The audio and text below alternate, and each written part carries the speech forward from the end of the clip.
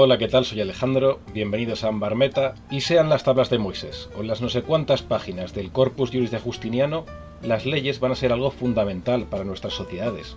Por muy o nada fantástico que vayamos a crear nuestro mundo, las leyes influyen y están influenciadas por muchos de los apartados que hemos visto ya. Quizá dentro de los vídeos en los que hemos hablado de religión o de política, se os hayan ocurrido ya alguna que otra ley. Lo normal es que la legalidad nazca de estas otras vertientes, que normas o deberes que en el pasado fueron fruto de tradiciones y religiones terminen por convertirse en ley. Y para crear las bases de las leyes en este mundo de fantasía, nos haremos estas preguntas y con las respuestas construiremos poco a poco este mundo. ¿Quién hace las leyes? ¿Políticos, reyes, dioses?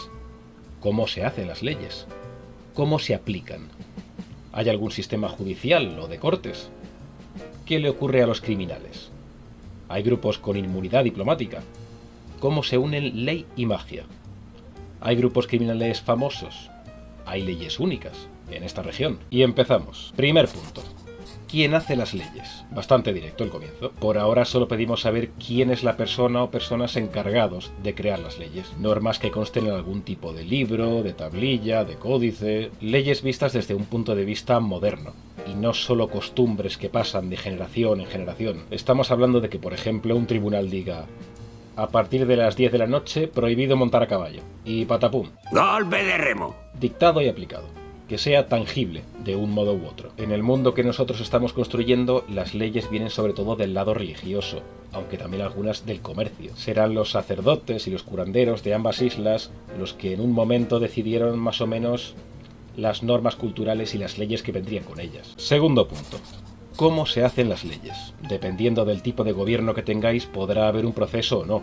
Quizás simplemente haya un rey que dicte una sentencia y ala, sin preámbulos. Si miráis a un sistema más democrático, puede haber primero una propuesta de ley, donde se hable de ella, se vean sus ramificaciones, haya una votación, ya finalmente se aplique. La forma en la que se haga esto, pues, cosa vuestra. Nosotros aquí vamos a decir que los sacerdotes gozan de voluntad para crear las leyes como les apetezca. No hay ni votaciones, ni procesos, ni nada. A no ser claro quizá que le toque un poco las narices a los navegantes o comerciantes. En este caso sí que podría llegar a maleficiarlos. De hecho, vamos a incluir un poquito de lore en este sentido. Vamos a decir que en un pasado los sacerdotes de Nazak intentaron imponer unos impuestos sobre los navegantes y estos se plantaron en el templo armados hasta los dientes. Tercer punto. ¿Cómo se aplican las leyes? En otros vídeos hemos hablado de posibles vigilancias vecinales o de policía incluso. Ellos son ejemplos de personas que pueden hacer cumplir estas leyes, pero si no existen, ¿cómo se aplican? ¿Y quién comprueba que se aplican? Porque juicios entre personas ha habido siempre. En las polis de la Grecia clásica mismamente, si uno acusaba a otro de una ilegalidad, había un juicio popular, con un jurado de masas, que normalmente se resolvía ese mismo día. Pero si se llegaba a demostrar culpable, ¿quién aplicaba ese castigo? En el caso de Grecia lo aplicaba el colectivo, vale. Pero, ¿y en otras sociedades? Tomemos un ejemplo sencillito. Primer episodio de Juego de Tronos. Cuando el desertor de la Guardia de la Noche es cazado, es Ned Stark, como señor del territorio, el encargado de enjuiciar y luego ajusticiar al criminal. Esto ocurría igual en la época feudal, donde el lord o señor de turno es el que debía imponer la ley, sin importar el tipo de crimen, la verdad. La Inquisición, por ejemplo, tenía potestad para hacerlo todo. Eran investigadores, enjuiciadores y castigadores. Todo el pack.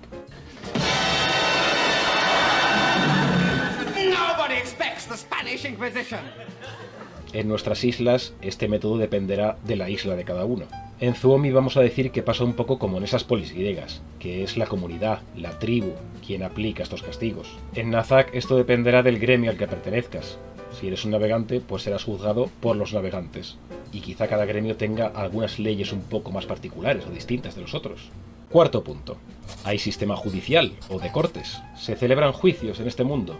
¿Son realmente justos con su prueba, su defensa, su acusación, su veredicto? Antes hemos hablado de quién puede aplicar la ley, pero no de cómo son en sí mismos los juicios. Y esto quizá lo sepáis ya, pero el famoso juicio por combate de muchas series o películas está basado en un juicio real. Ocurría dentro del derecho germánico en la Edad Media para resolver acusaciones cuando no había ni testigos ni confesión. No se mataban entre ellos, ¿vale? Usaban armaduras, aunque debían llevar la cara al descubierto. El perdedor normalmente, aparte de perder su demanda de lo que fuese, pagaba también una multa. También perdía el que no se presentaba, y había normas de vestimenta y otras dependiendo del tipo de crimen. Parece ser, por ejemplo, que si se enfrentaban hombre y mujer en este tipo de duelos, las normas eran distintas para cada uno. Más tarde se prohibirían este tipo de juicios a razón de que tú podías ser inocente pero débil, o malo en los duelos, y acabar perdiendo. No era especialmente justo que digamos. En Gran Bretaña, por ejemplo, había excepciones, como si el acusado era anciano, ciego, menor de edad, sacerdote. Ahí sí que llegaban a matarse en ocasiones, más que nada en demandas por asesinato. Aquí en Suomi el sistema ya lo hemos hablado un poco. El pueblo será juez, juzgado y verdugo. En Nazak un poco igual. Aquí nada de tribunales. Todo se resuelve rápidamente. Quinto punto. ¿Qué le ocurre a los criminales? Tanto si son culpables como si no. Porque es que la idea de la cárcel es bastante moderna. Antiguamente había calabozos para los malhechores, pero su espacio era limitado y no estaba pensado realmente para tenerlos durante mucho tiempo. ¡Ya no me queda agua en el plato! Los pagos por un crimen podían ir desde castigos corporales, hasta multas, expropiación de tierras, ser marcados para que todos a su alrededor supieran de su crimen, el exilio de la ciudad, toma de privilegios o títulos, o la muerte, claro.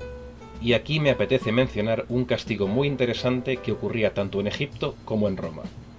Y esta es la damnatio memoriae, la condena de la memoria. Porque en estos casos no valía solo con que el castigado muriese, sino que se debía eliminar todo rastro de su existencia. Este castigo pretendía hacer como si esa persona jamás hubiera existido. Se eliminaban sus imágenes, monumentos, inscripciones, incluso se podía llegar a prohibir usar su nombre de nuevo. Para sociedades donde el concepto de la eternidad era algo tan importante, el eliminar toda la memoria de una persona era un castigo brutal. Era básicamente lo contrario a la apoteosis, la deificación de una persona. Hay que decir también que en algunos casos no les funcionó demasiado bien, porque tenemos información de personas a las que se les aplicó este castigo, como Calígula, Akenatón o el Papa Formoso. Aunque oye, quién sabe de las veces en las que la damnatio memoriae sí funcionó bien y de las que jamás sabremos nunca nada. Sexto punto. Existen grupos con inmunidad diplomática, e incluimos también grupos favorecidos, aunque no sean del todo inmunes. En el ejemplo del juicio por combate hemos visto que algunas personas, como ciegos o ancianos, tenían algunos privilegios en este sentido. Es común ver que nobles o altos mandatarios gozan de cierta protección, aunque no sea total. Eso pues también podemos incluirlo aquí. Para nuestro mundo, yo no voy a decir que hay alguien completamente inmune, pero sí favorecido. Hemos dicho que son normalmente los jefes de gremio los que aplican las leyes. Por tanto, si el criminal es algún familiar o algún amigo, pues lo mismo lo dejan pasar. Séptimo punto. ¿Cómo se unen la magia y la ley? ¿Y a qué nos referimos? Bueno, pues primero, que si hacer magia o practicar ciertos tipos de magia es legal o ilegal. Aquí le estamos dando un enfoque más rígido, pero seguro que se os ocurren otros casos en fantasía donde la magia negra o la magia de sangre está mal vista. En Harry Potter mismo tenemos las 3 maldiciones imperdonables, cuyo uso significa ir a Azkaban. En este caso sí que hay una legalidad intrínseca, no es solo que esté mal visto o que sea una magia arriesgada. Nos referimos también a si la ley usa magia. Si, por ejemplo, el castigo de un posible criminal es ser convertido en una alimaña por un mago, o algo por el estilo. Octavo punto. ¿Hay algún grupo criminal famoso en la región? No tiene por qué haberlo. Pero hombre, le da un toque un poquito más interesante. Un Al Capone de la vida, una mafia, una yakuza, Billy el Niño, Bonnie and Clyde... Pueden ser grupos organizados o simplemente unos mangantes conocidos. Podríais incluso poner carteles de Se Busca, como en el lejano oeste, o en las recompensas de One Piece. Con One Piece tenéis 20.000 ejemplos, la verdad. Como casi todos son piratas. Y último punto.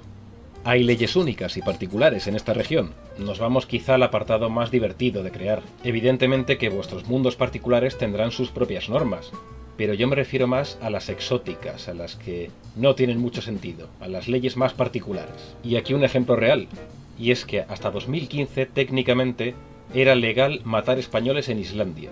A los vascos, concretamente. Esto se debe a una ley de 1615, cuando los balleneros vascos llegaban a las costas norteñas para pescar, y al parecer su presencia era bastante relevante, tanto que los pescadores islandeses les acusaban de robar su pescado. Cierto día hubo un naufragio de estos marineros vascos, y las autoridades locales decidieron pasar por las armas a estos balleneros y declarar legal futuros asesinatos como este para terminar con la competencia. Leyes de este tipo hay bastantes por el mundo, la verdad. Leyes que técnicamente siguen vigentes, pero que no se aplican. No es necesario hacer esto, ¿vale? Pero hombre, alguna que otra ley así particular, pues puede ser divertida para vuestros mundos. Y hasta aquí el vídeo. Espero como siempre que os haya gustado, que os haya servido y nos vemos en el siguiente. Chao.